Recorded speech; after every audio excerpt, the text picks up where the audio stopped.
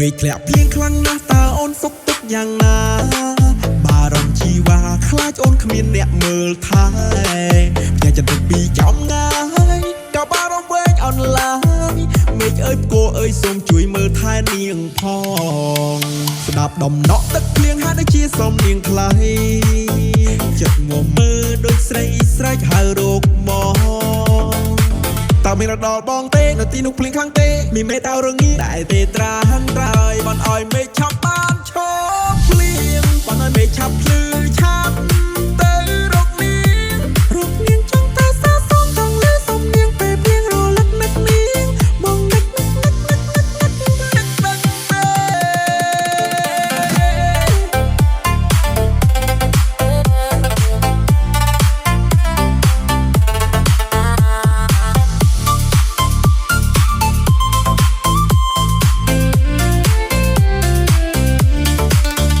មេឃធ្លាក់ភ្លៀងខ្លាំងណាស់តើអូនសុខទុក្ខយ៉ាងណា